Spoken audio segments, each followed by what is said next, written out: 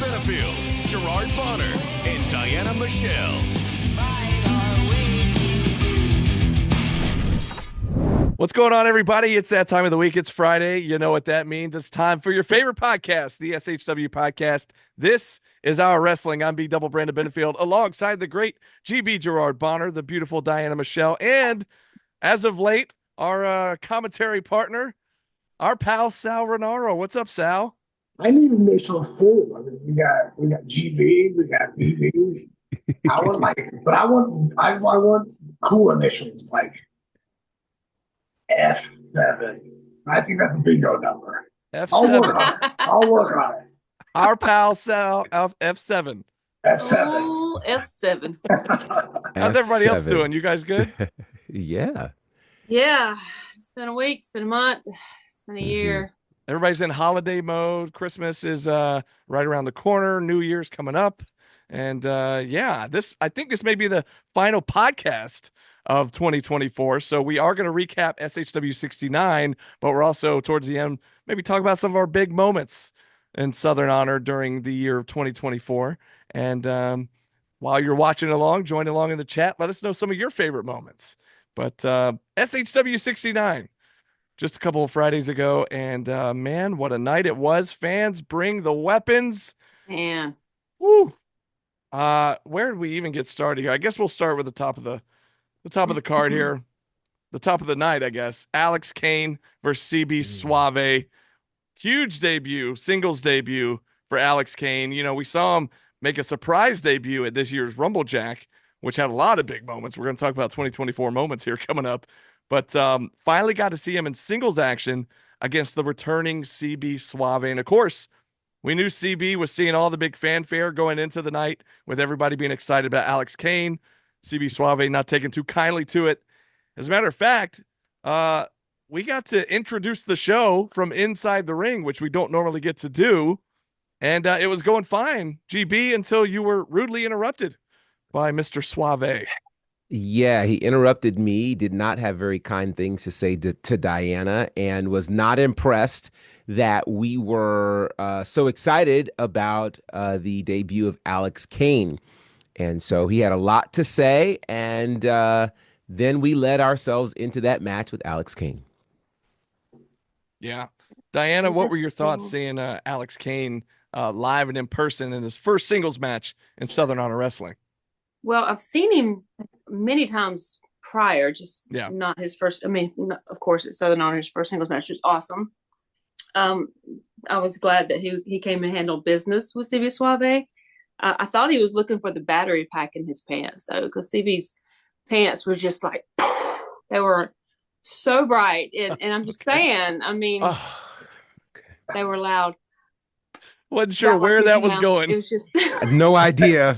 No idea. You know, I mean, it's all no, I don't know.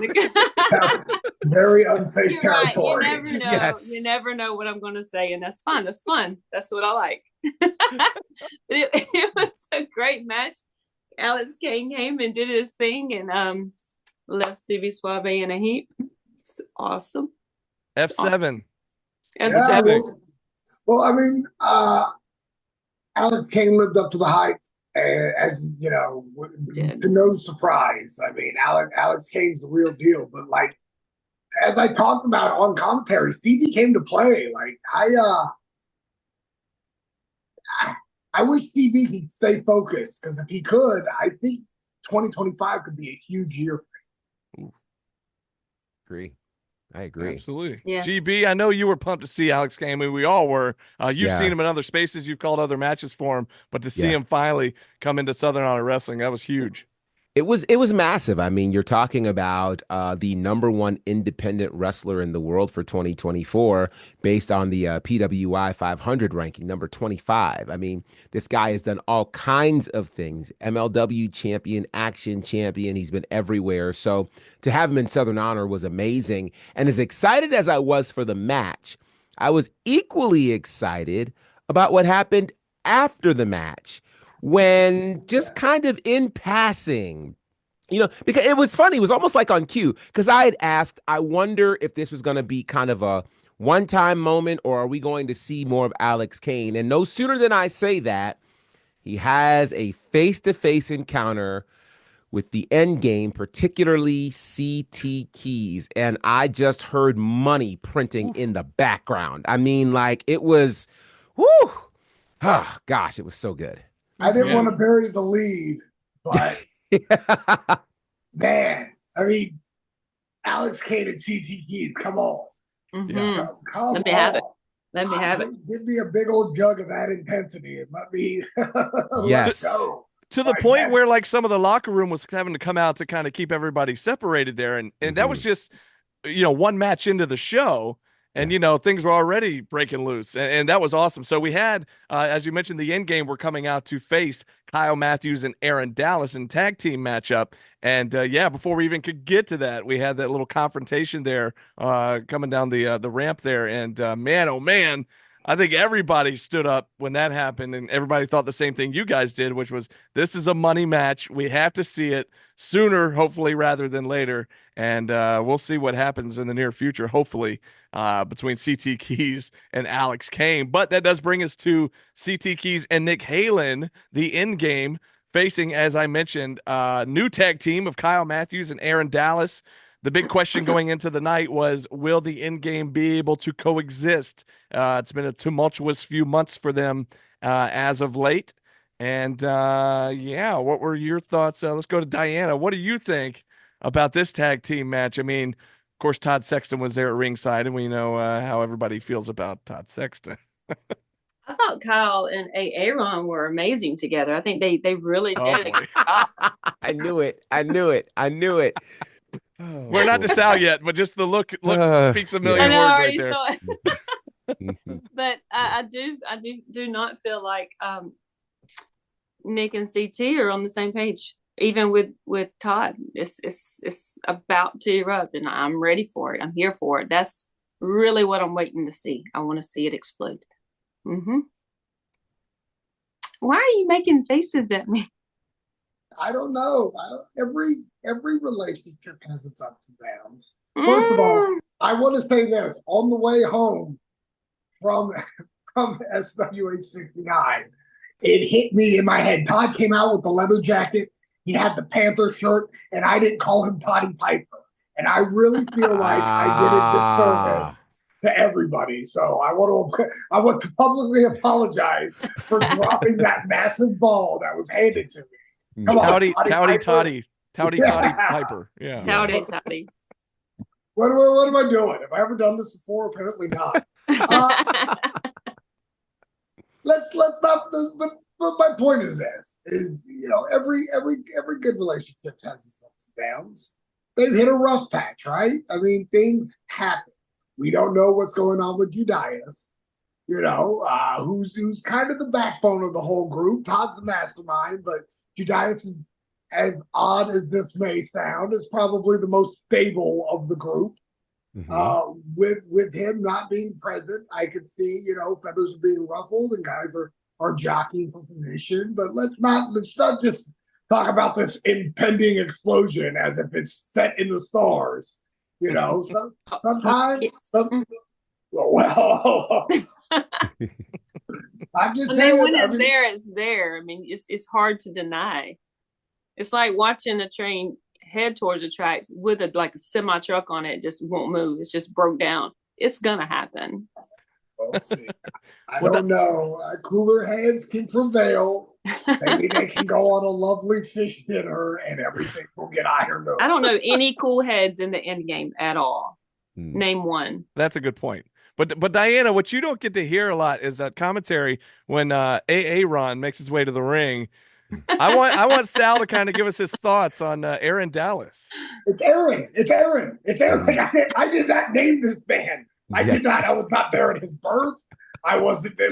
I've been there at the birth of children. I've seen how it works. Aaron is literally not his name. What are we doing? Why are we adding extra syllables? The fans love it. They're wrong. Why are we? Why are we encouraging awful grammar? I have a whole bit about silent letters and why they're stupid anyways.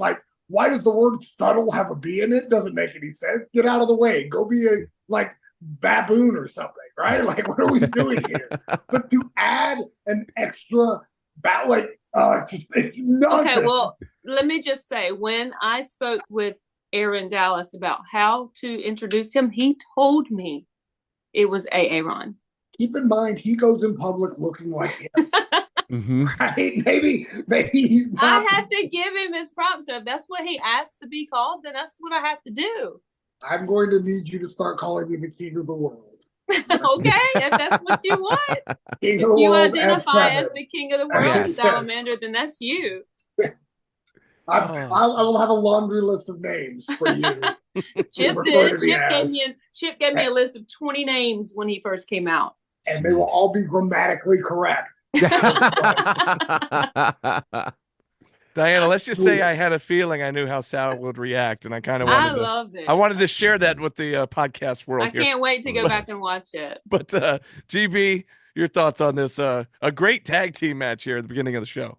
Yeah, it was a great tag team match. You wondered whether or not on one hand, would the end game be able to coexist? On the other hand, could this team of Kyle Matthews and Aaron Dallas, who had never teamed before, find a way to get a big win? Congratulations to the end game who get the win. Here's what's wild to me. They had their match back at Still Here 6. Mm-hmm. And you would have figured, okay, they got it out of their system. I mean, they were brutal. They held nothing back in that match. But it's clear that things aren't settled. And it's even wilder when you think now you've got Nick Halen as the one who pinned the Jake the Snake Legacy champion. Now Nick Halen wants a shot at that title, the same title that you could argue he prevented CT Keys from winning. Yeah, they're clearly not on the same page. And I doubt highly that CT Keys is just going to sit back and support Nick Halen fighting for the championship that Nick Halen did not allow him to win. So we've got a lot. I know there's something there. Well, and the thing is, the way the match ended, where it was like CT Keys did all the work and Nick went in there and stole the pin. Or so it seemed, and it looked like CT took a little exception to that. But how can a legal man steal a pin? Well, it was like a blind tag. He tagged himself in and got the pin. I'm just asking a question. You're right. It was illegal. He did it legally, but I'm saying his tag team partner didn't seem to appreciate the way it went about. But I'm pretty sure he appreciated the payday. Yeah, well, that's true. Yeah. They did end up in the win column. So they got the payer's purse, or the winner's purse, I should say. Mm-hmm. But we'll see where that goes, because it still looked like there's some issue there, as you mentioned, between Halen and Keys after that matchup. But moving on down the card here, match number 3, Grayson Pierce versus the superstar Jay Lucas. That was kind of spawning off of the match before, or the month before, where Grayson Pierce had he attacked Owen Knight and Jay Lucas after their match. And Jay was trying to get a little bit of revenge here in this matchup with Grayson Pierce. Of course, GB, Owen Knight joining us on commentary, which it was good to have him back. He's been back a couple times over the last few months, but we hadn't seen him for a while prior to the Rumblejack, I guess. And so to have him back in the commentary booth with us was a good time. But what a matchup between two young, up-and-coming stars. They've got all the pedigree in the world, and I think big things for both of these two guys, Grayson Pierce and Jay Lucas. Anybody jump in? Okay, Sal, go ahead. Okay, well, I mean, I just follow up on that point. I think both Grayson and Jay are perfect for the Southern Honor roster. I think their style can fit. There's a lot of good matchups for both of those guys. I really like Grayson Pierce's attitude. He reminds me, I think I've said this on commentary before, but he's very much in a position of Billy Kidman with Raven's Flock was this band. Where he blindly followed Lev, and now he's kind of on his own and he's calling his own shots, and it's very interesting to see what course he's going to take. And I watched this one closely in the back, and there's a couple things that I really found interesting. One, I'm there all night, not a soul touches me. Owen Knight sits in my seat for 1 second, one match, and all of a sudden there's all sorts of shenanigans. Yeah. I did not realize I was that imposing of a figure, but I mean, proof is in the pudding, and I do love pudding, especially protein pudding. Yeah, it's delicious. But there's just so much upside to the both of them, and we still have more questions than answers involving Grayson and Jay and Owen. Like in this rat race, all these guys could easily be in the Jake the Snake Legacy Championship picture. I don't think it's going to take much, but especially with the youth of Jay and Grayson, how much is this going to distract them from what their goals should be and not what they are? That they could really use a mentor. Oh my God. Did I just book myself as a mentor? I'll get back to you guys. Well, with that being said, what do you think their goals actually are? Because I think Grayson is just trying to find his way out of Lev's little fateful family or whatever they are. And Jay's usually a tag partner. Well, I would hope their goals are to be the Southern Honor Heavyweight Champion. You would hope. But what do you think? That's it. I would hope that's their goal. I mean, who knows? I'm barely in my own head, much less in other people's heads. This is true. Please do not ever let me get in Grayson Pierce's head. Please. Wow. That could actually be maybe we should. Yeah. That'd be interesting. Now I'm intrigued a little bit, but me too. GB, what do you think, bud? Yeah, I think to answer that question, one of the things that Sal talks about on commentary when it comes to these young guns is youthful exuberance. These guys, and he also says youthful stupidity. I was going to say. Yeah, I was trying to dress it up. But in that regard, I as two guys are literally trying to figure out who they are in life and in the ring, I don't think they have the foresight right now to think about Jake the Snake Legacy Championship, the Southern Honor Championship, because right now what's in front of them is this conflict that they're currently looking at. For Grayson, it's establishing his identity and getting some wins outside of being a part of the Faithful group. And then for Jay Lucas, it is now this misunderstanding, and it looks like a war with him and Owen Knight, and he still didn't get a win over Grayson Pierce. So I think they have a lot of things they're concerned about. And as for Owen Knight, who was one of the best Southern Honor champions, he's embroiled in this as well, trying to be a mentor to Jay Lucas, and that's not exactly working. And if I'm Jay Lucas, the last thing I want to do is get on Owen Knight's bad side. We've seen how that works out before, and that's not a pretty picture. And that version of Owen is not something we really want to revisit. So we've got a pretty tangled web we're weaving with these three, and I can't wait to see where it goes. I kind of like that side of Owen personally. Of course you do. Diana likes her bad boys. We all know this. I liked it. You almost handed him a bad boy jacket, but I mean, if I had one to hand out, he would have been right on the list. I think you'll get canceled with bad boy. Anything. Oh, well, that's true. Well, too. Yeah, that's true. So we've kind of put the brakes on it, but I still have my moves. Not well that said. bad boy. Yeah. No. Anyway, well said. Moving on down the card here. What you gonna do? After that, we saw. Oh boy, here we go. Let me just say this rivaled the PowerPoint presentation from a few years ago from one AC Mack as one of the longest, most drawn out, most heat-seeking, just segments in SHW history. Gunnar Miller, Matt Griffin make their way out to explain their actions from the month before, where Gunnar turned on Gary Lamb and sided with the CEO Matt Griffin.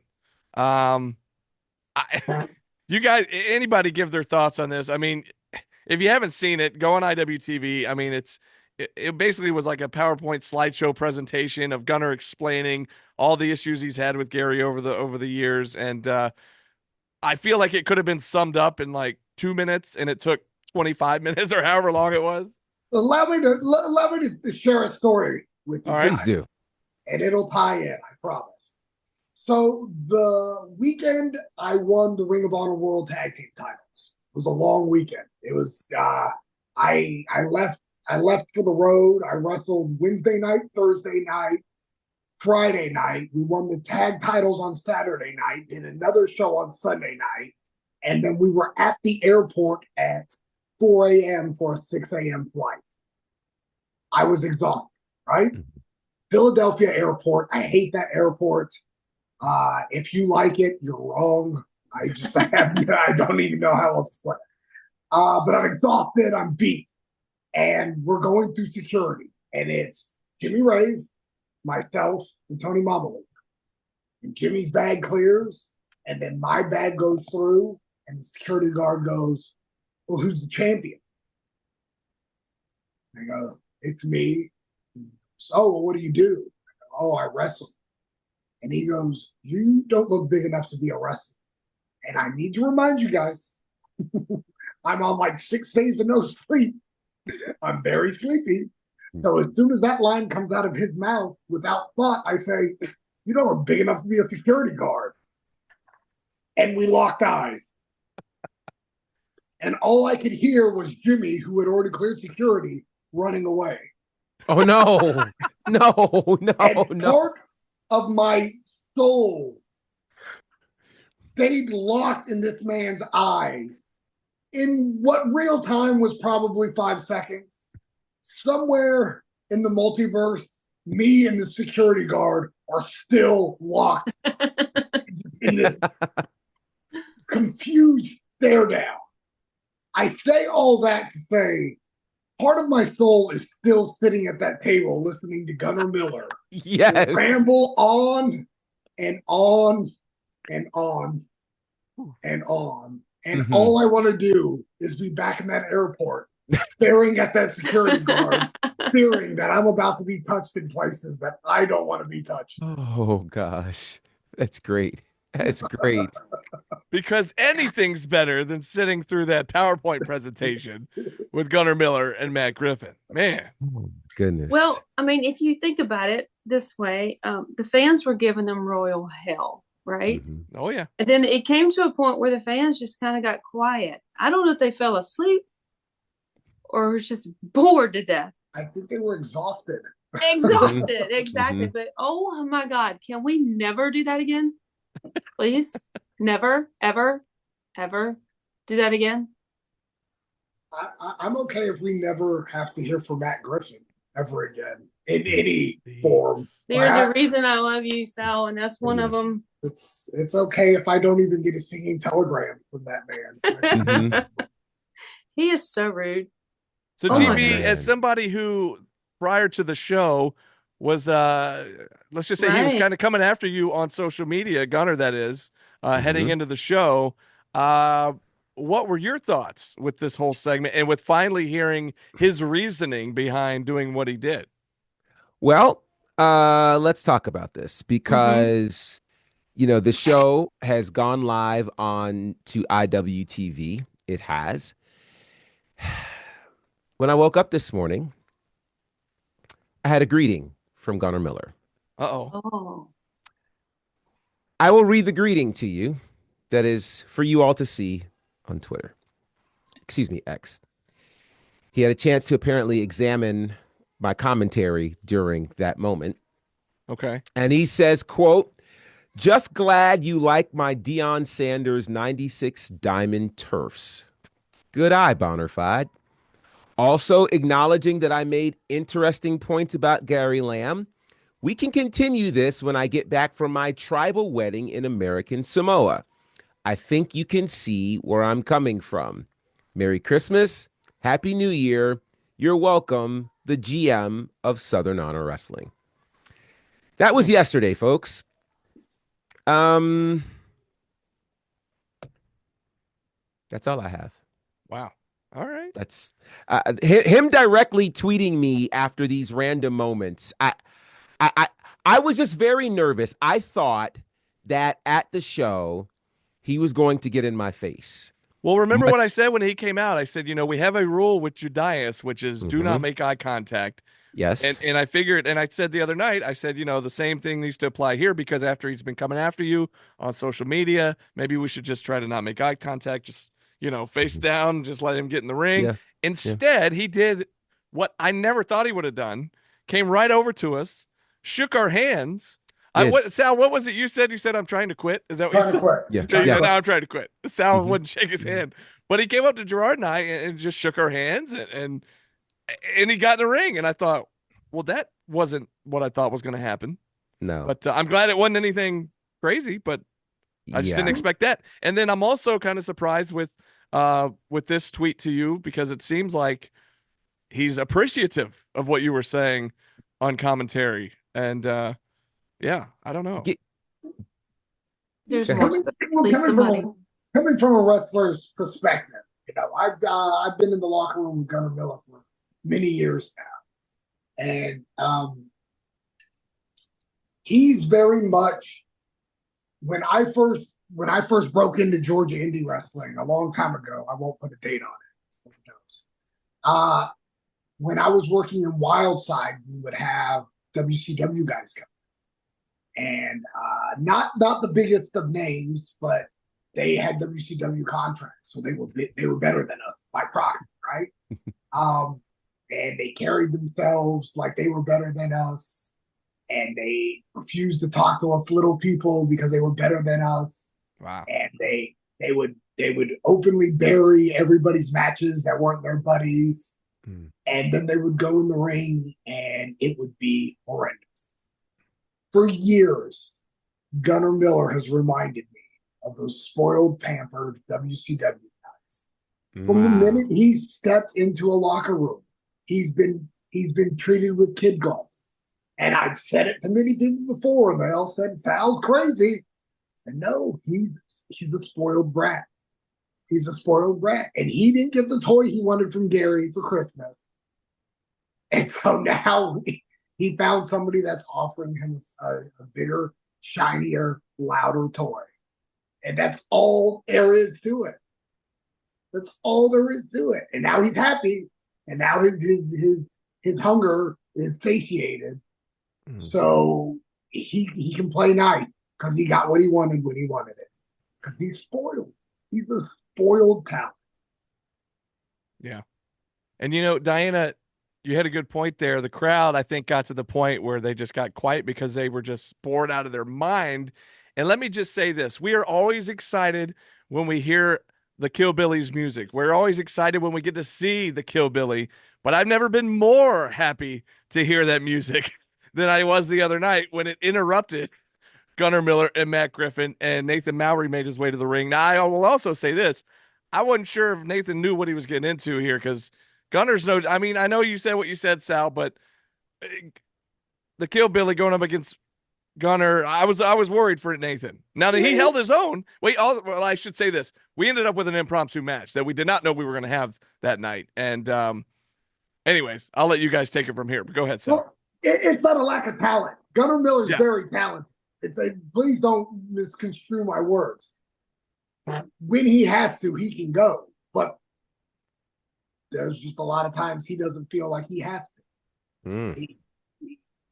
That not all of us were blessed with great genetics.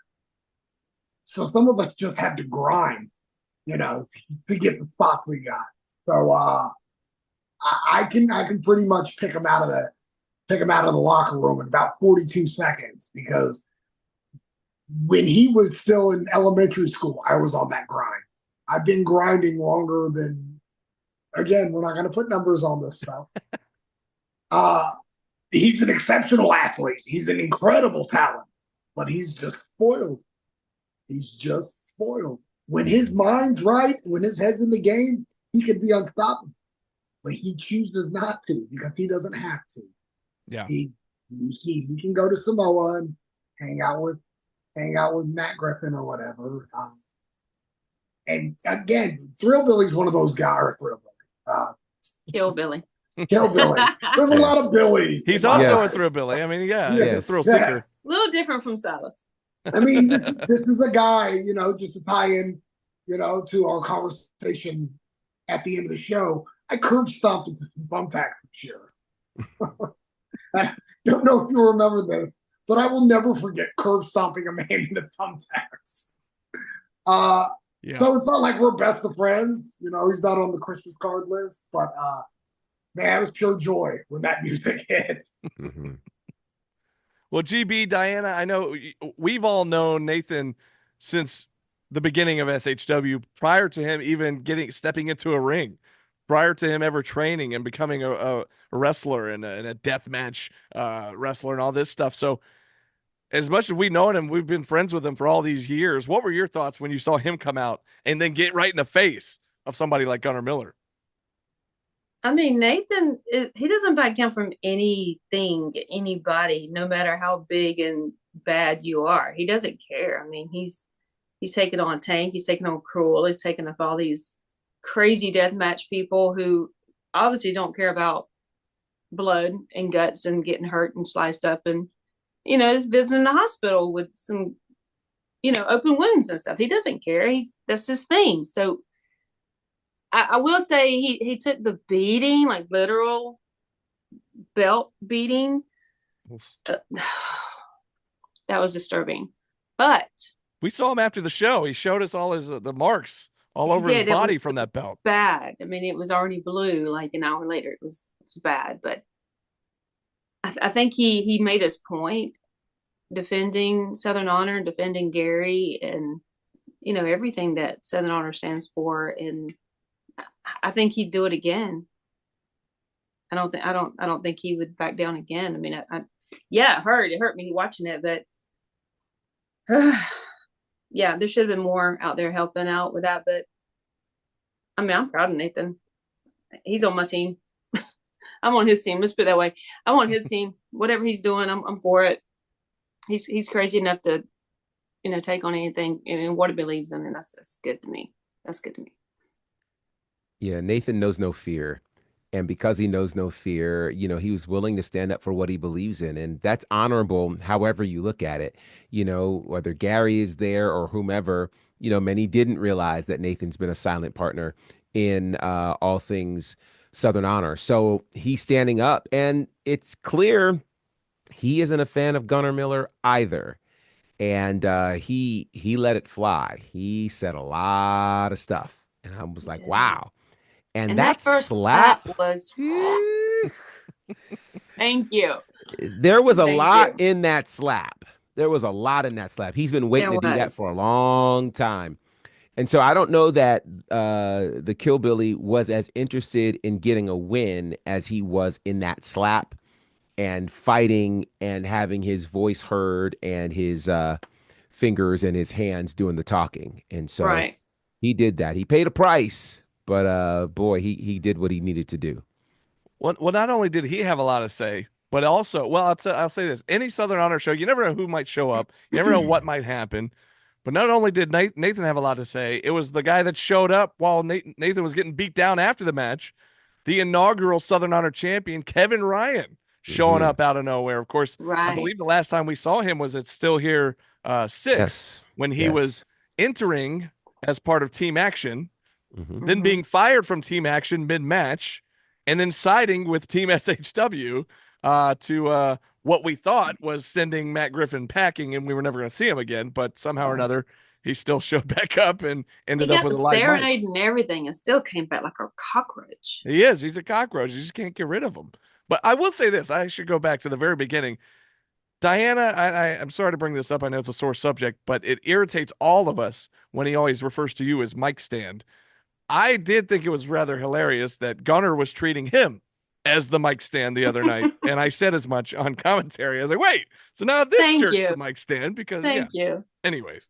But Kevin Ryan showing up. And I thought we were this close to seeing a match between Kevin Ryan and Gunnar Miller right there, right then. But it didn't end up happening. But what do you guys think? Is that something that we might see down the line at some point? I don't think that's the end of that whole saga by a long shot. I think we're just getting started. Yeah. Yeah. I do too. And I hope we see it. I can't wait to see it. The crowd was ready for it. They were, foaming at the mouth, ready to see it right then. So I don't know when it'll be, but hopefully it'll be sooner than later, and we'll see that one. But moving back down the card here, big time tag team championship matchup. The infantry now, the last show had put out the open challenge, the infantry's open challenge for the SHW tag titles. They said no number one contendership necessary. If you want some, come get some. And at SHW69, the Northside Heroes stepped up and got them some. Now, they did not come out victorious. However, I think they surprised a lot of people. Now, a lot of people that have been paying attention to them all across Georgia may not have been that surprised, but we haven't seen a lot of them in Southern Honor. So I feel like the SHW faithful, they got a treat. They were kind of pleasantly surprised, like, wow, these guys can go.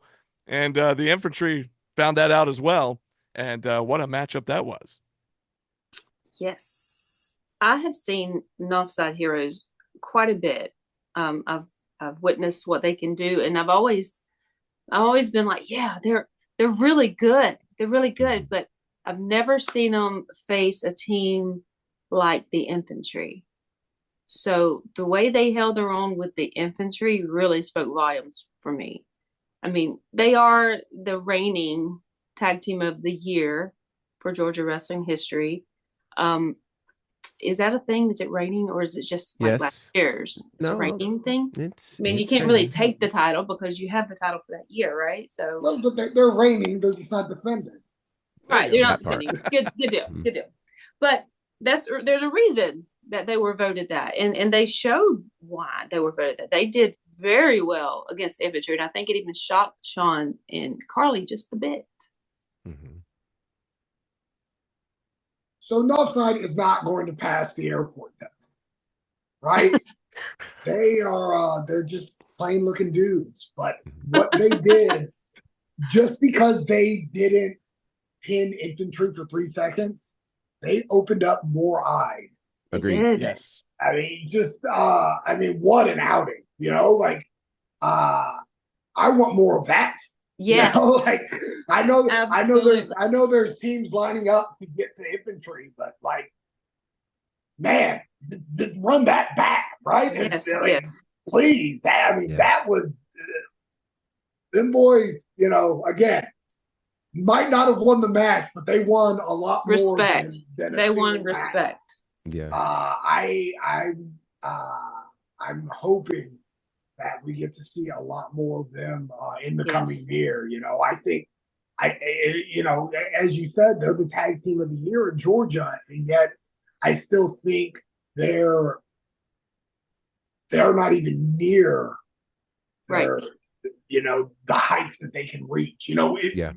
Within the state, much less bigger and better places. Mm-hmm. And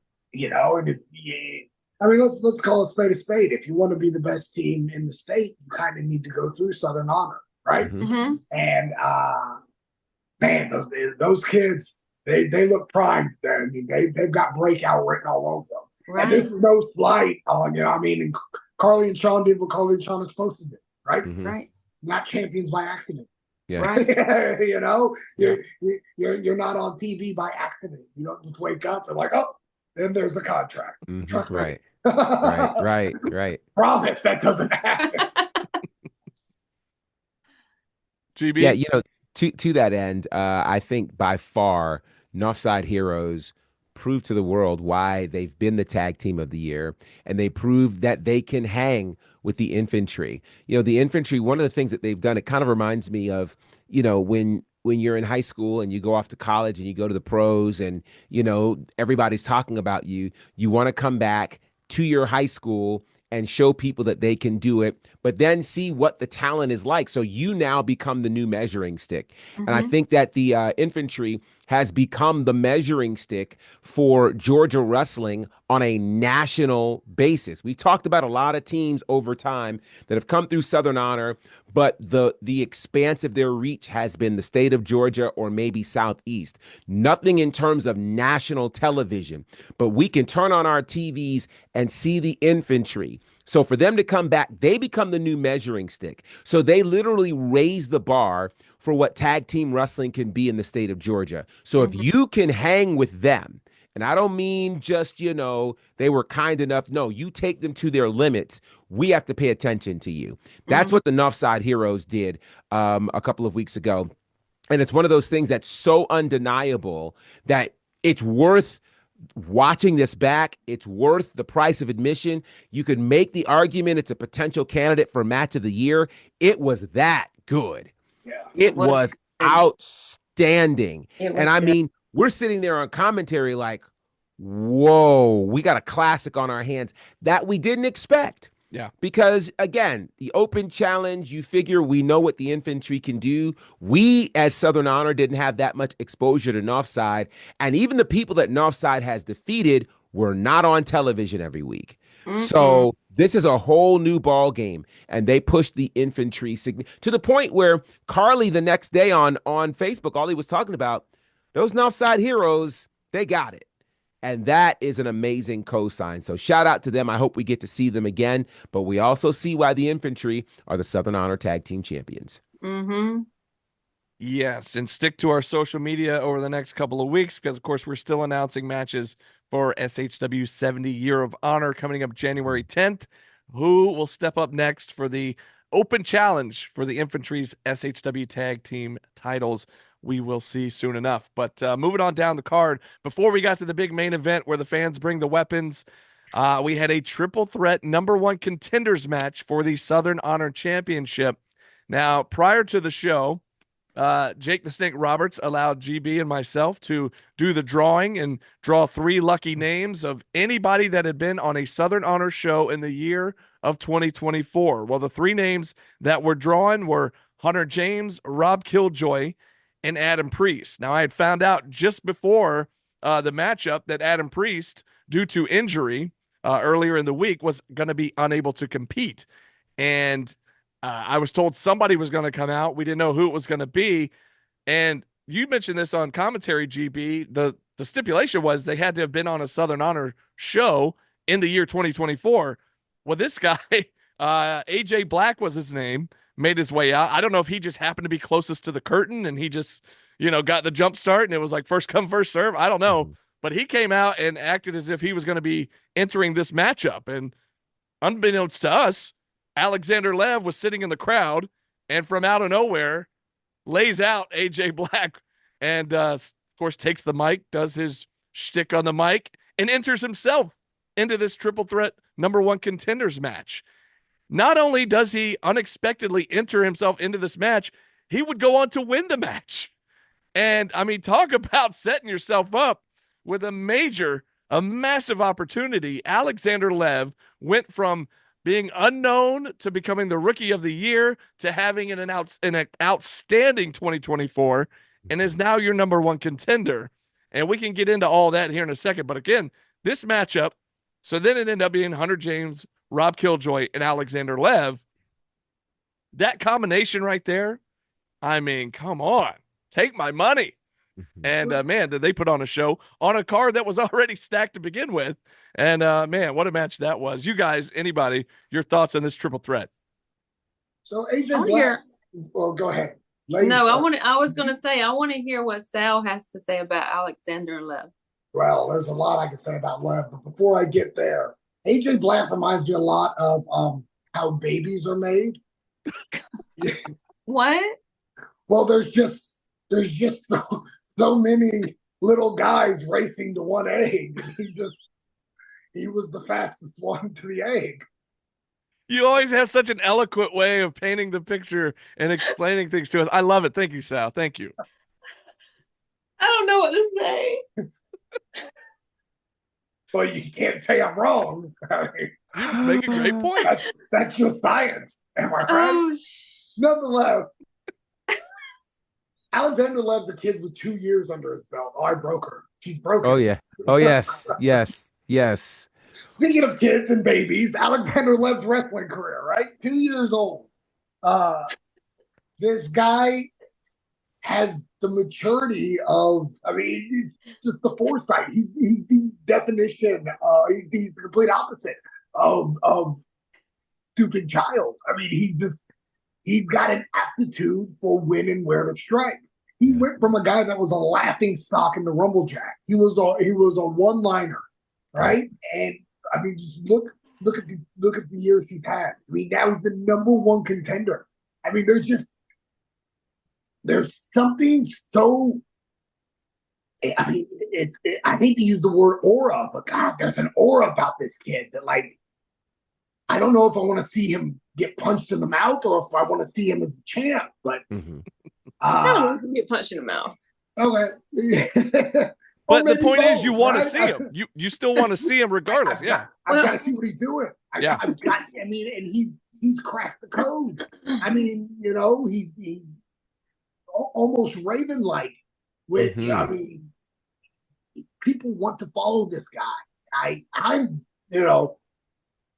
I mean, I'm not saying I'm drinking Kool-Aid because I'm on a diet, but you know, if he's got some sugar-free stuff, I might want to, you know, just sip a little bit to see what we're playing with. Well, like you said, they want to follow him. There's a difference between being a follower and just following, just to see what happens. I mean, you kind of follow a fight just to see who wins it, but that doesn't mean you want to be in part of it.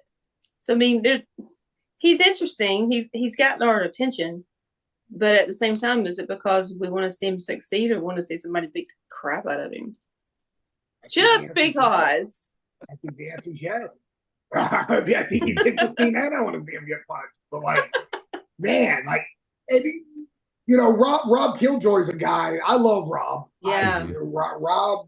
Rob is a guy that sends me probably too many messages on Instagram with the most random and absurd thing. I mean, Rob is what you see is what you get with that guy, right? Right. I mean, he's kind of out there, but when that bell rings. Can I just say real quick? I'm sorry to interrupt, but for Sal to say that somebody else is out there, they must be way out there.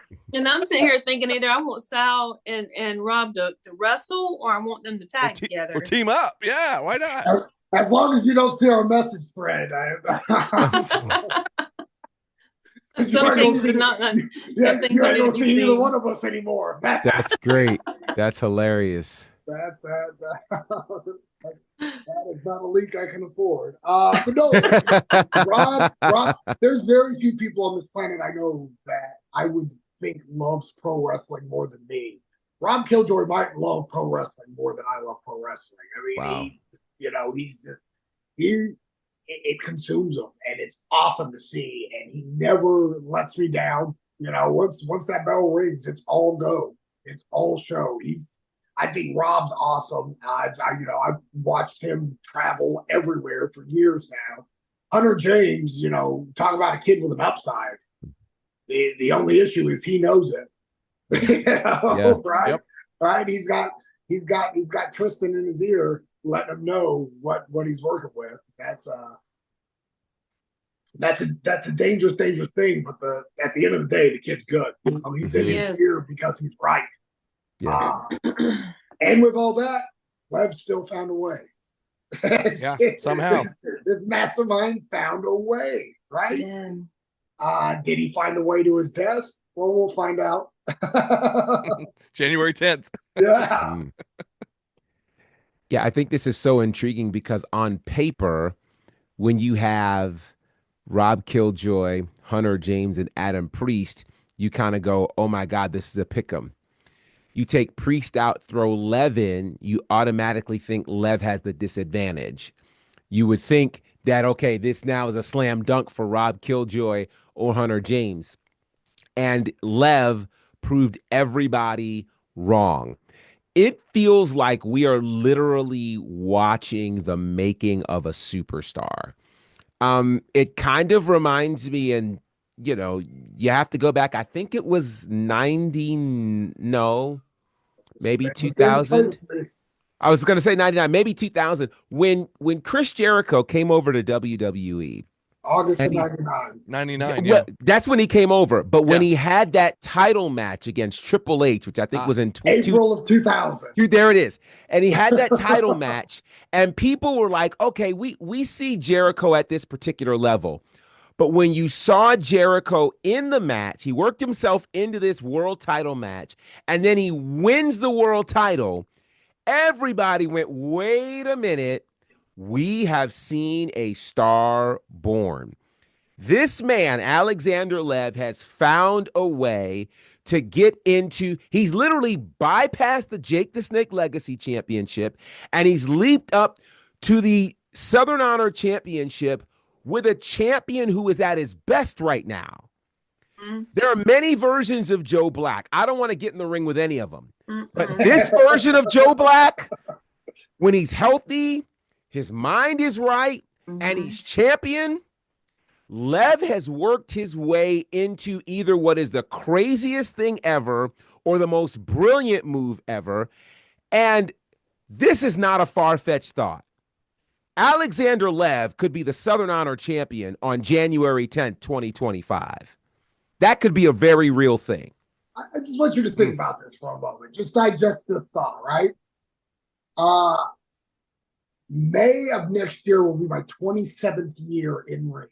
Wow. If I make it that far. Wow. Wow. 27 years, right? You name them, I've probably interacted with them, right? Like the best wrestlers of their generation, some I've even beat, right? Like we're talking Seth Rollins, Daniel Bryan, CM Punk, Samoa Joe, like pretty top level guys. I've competed against. Yeah. Do you know how many shots I've had at the Southern Honor heavyweight title? 0. Wow. None. Not a single one. I was Ring of Honor World Tag Team Champion. I've got 3 tours of Japan under my belt. 0. This kid has figured out a way in 2 years to go from a punchline to potentially having the joke be on us. I mean, it's not to say, I mean, like you said, Joe's clicking on all cylinders right now. That's a bad man. Yeah. That's a bad dude. Yeah. 3 seconds. That's all it takes. 3 seconds. Mm-hmm. Man, there's something bubbling here that I'm very excited to see. Very excited to see how this plays out. Yeah. Well, we'll touch on what happened at the very end of the show. But speaking of Joe Black, that leads us to the main event. Of course, it was the Hierarchy versus the Grapplers in a fans bring the weapons matchup. Anything goes, no rules, no disqualification. Just beat your opponents to a pulp and have them either tap out or not get up after a 3 count. It was just, I really don't. I won't even go into depth on this because I'll let you guys kind of touch on what you want to touch on.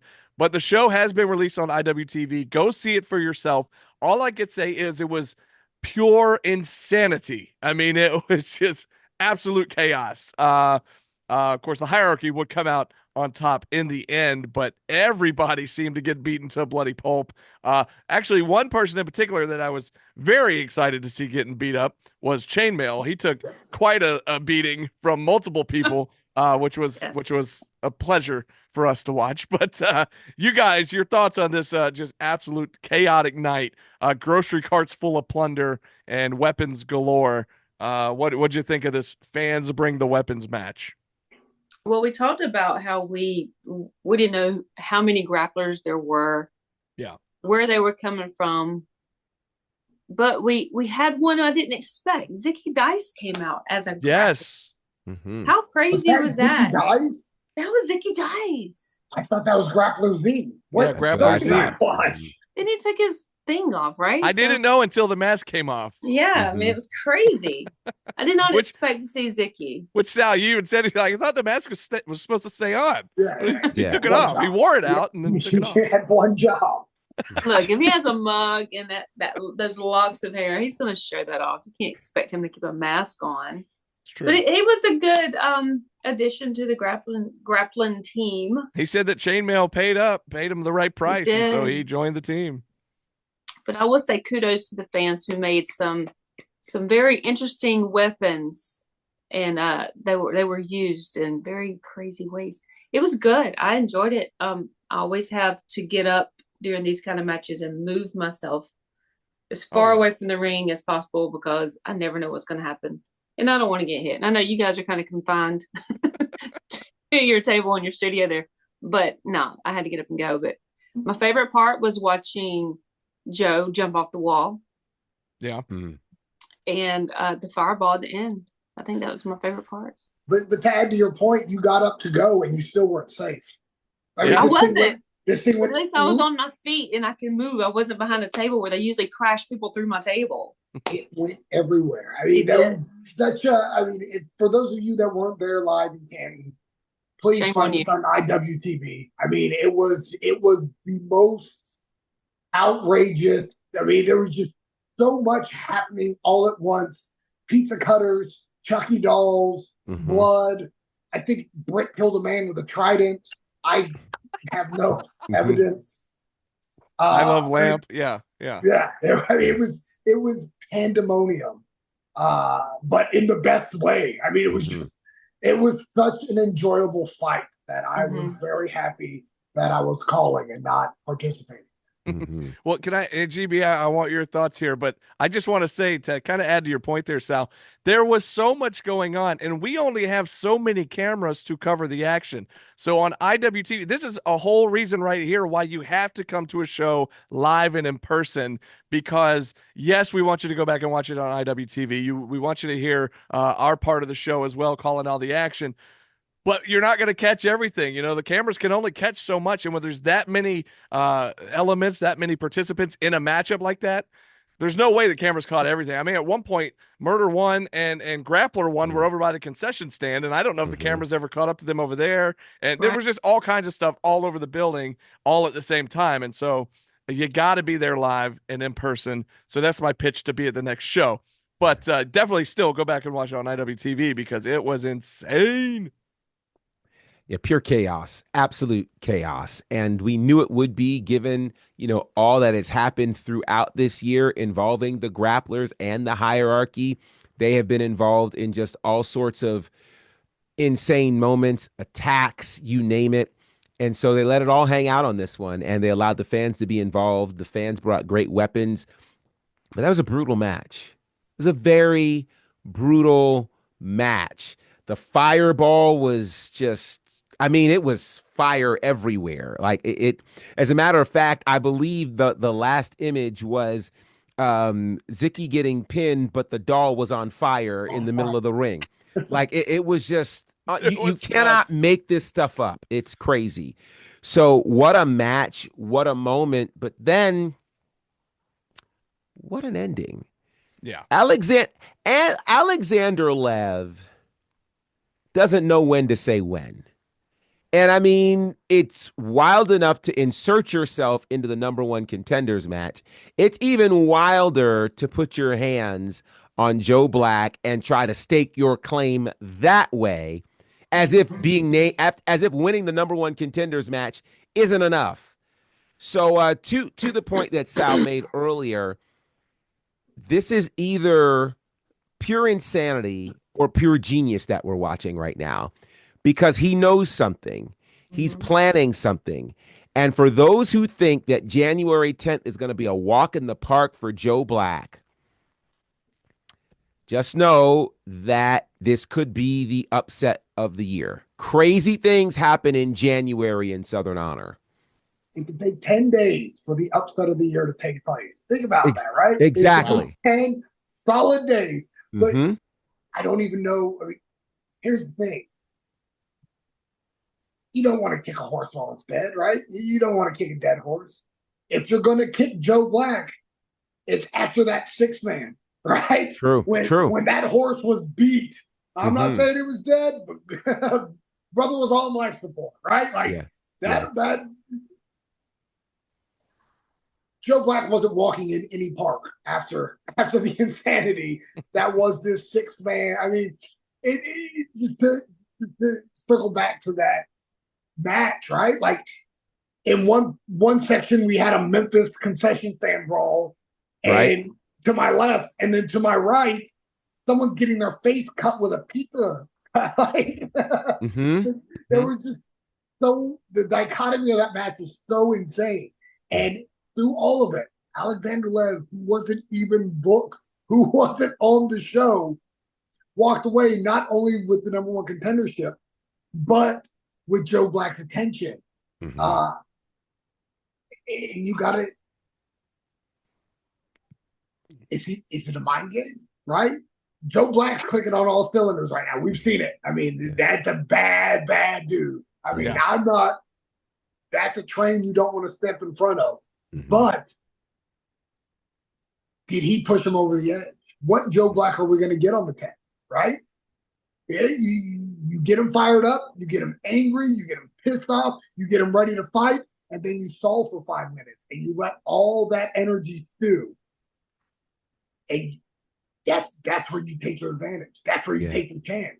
And maybe, just maybe, that's what Alexander Lev's doing.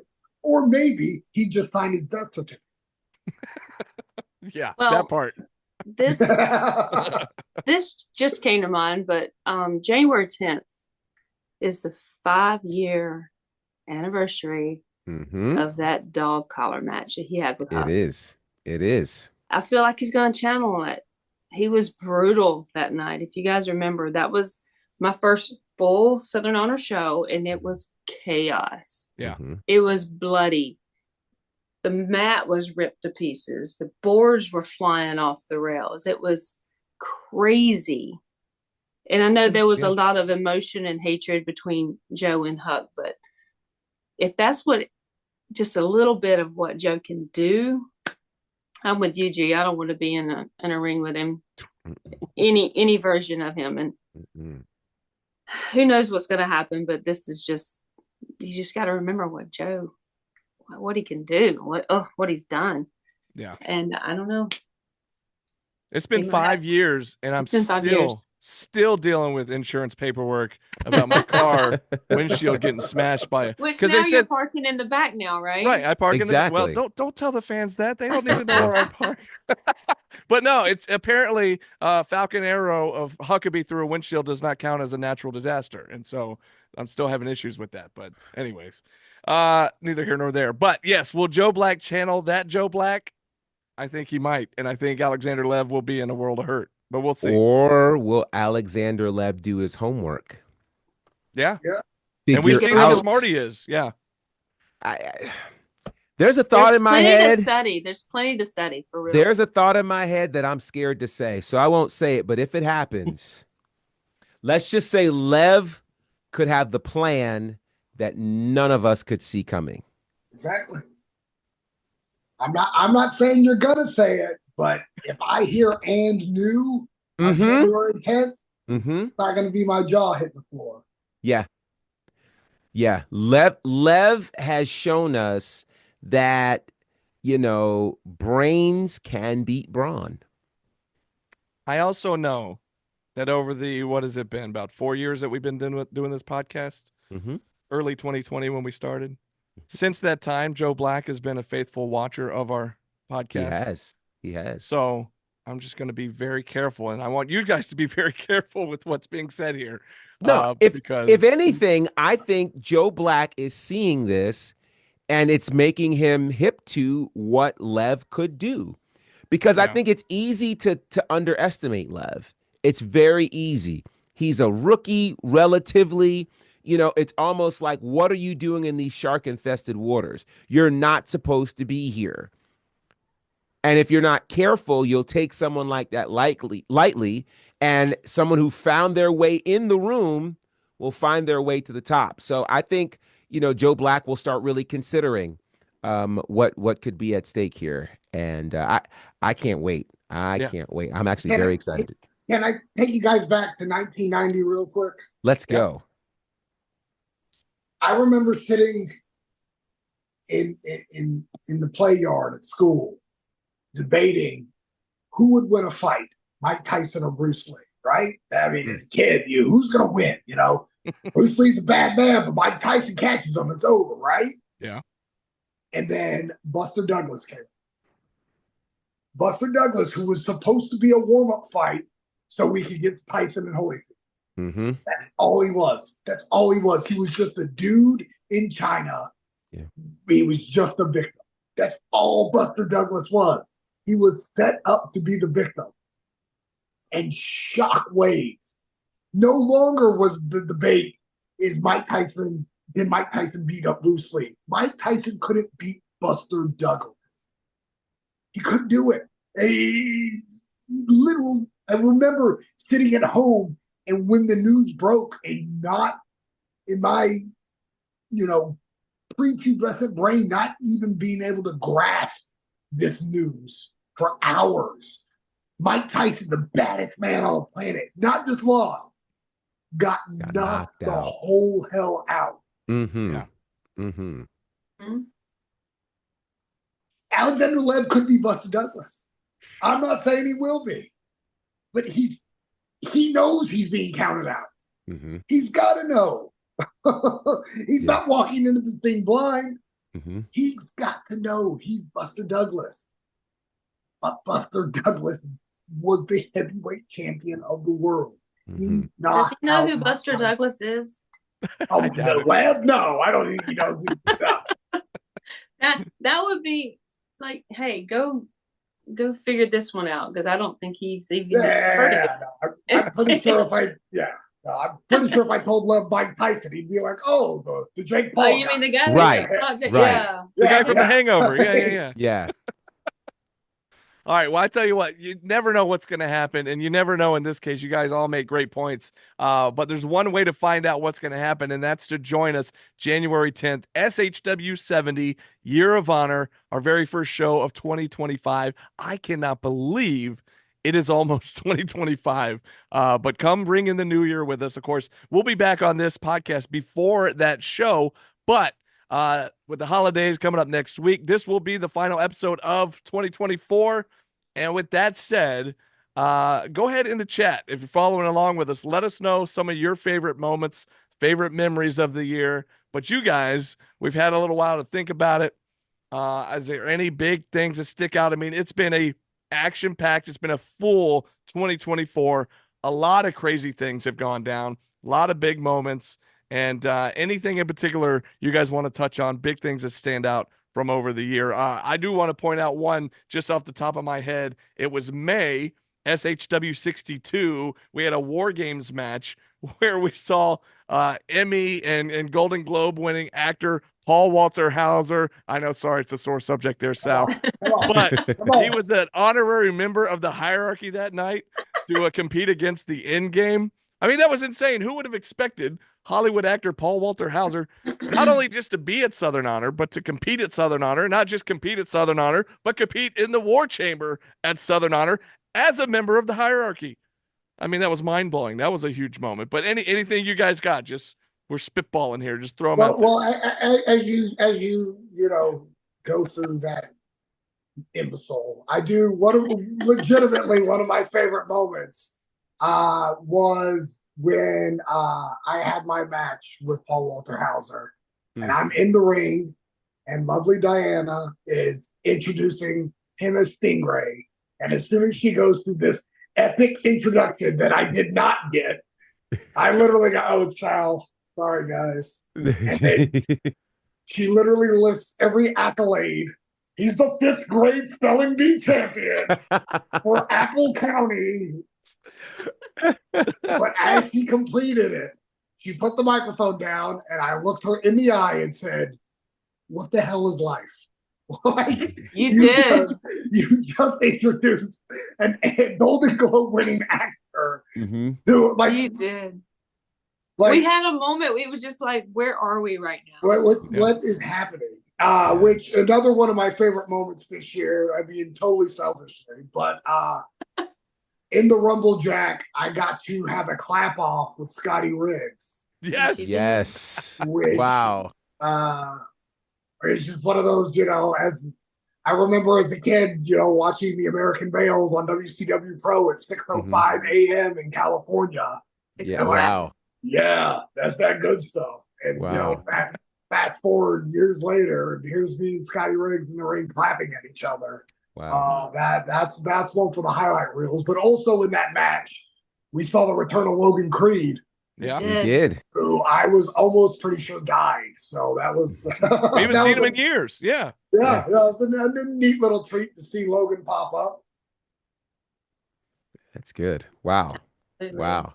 Well, speaking of being selfish, I'll just go ahead and throw my little 2 cents in, to be able to announce 2 IWTV World Championship matches. Wow. Pretty good. I know. Let's just get it kicked off the air here right before the end of the year. Right. You can edit that out. It'll be the last one, all right. Yeah. I'll put a censor beep. Anybody's worried Right. about Beep, beep. I'll bleep it. Yeah. Put a big SHW over my mouth and that's it. Wow. But that, so we're going to give props to Cruel, aka this other guy, for bringing that title back to Southern Honor and letting me do that. That's so much fun. And then, of course, anytime I get to hang out with Salamander in the ring, you tagged me in at one time. Of course, I didn't get in, but you did tag me in against Aaron. Wow. Wow. Yeah. That's how disgusted I am with him. I knew what I was getting into from Jump Street. Handle my life, please. Oh man. Well, is that the same night I stole your cell phone too? It is. Yeah, that's the night you stole my cell phone. Zach didn't know what to do, by the way. Video, but then I clipped the part from my WTV so I can put that on the end. So I'm going to post that too because that was a favorite moment. That was fun. You're always so much fun. I've loved you forever. Anytime you hang out with us is amazing. And of course, my guys, all of our shows that we get to hang out and do our thing and just go through all this stuff together. It's just so much fun. And it's the highlight. It is the highlight of my wrestling journey to be able to hang out with you guys. So go Southern Honor, giving it to me. Yes. So I think the War Chamber you said was May. It was SHW62. Is that right? Yes. All right. One of my favorite moments of the year happened at that show when Diana Michelle got to introduce Tony Schiavone. That was a major moment. Understanding how much she loves Tony. I do. And a surprise moment. And that's just one of those cool things that gets to happen in our world. I love that. It's been the year of Joe Black. Like he's got so many memories for me from him, winning that 6-pack scramble to become the #1 contender to, of course, it's still here 6, him finally winning the SHW championship. And it just felt like a long time coming. It was a massive celebration for him. But then he follows that with what I am saying is easily a leading contender for match of the year. His match against Jackson Drake. Yeah. Oh, my Lord. I can tell you there have been people from other companies who have been talking about that match. It was very, very special. And I'm glad that we had the privilege to call that one. And speaking of people who really worked hard and finally had a moment, how about Carly Bravo? Yeah. Coming back to win the Rumble Jack.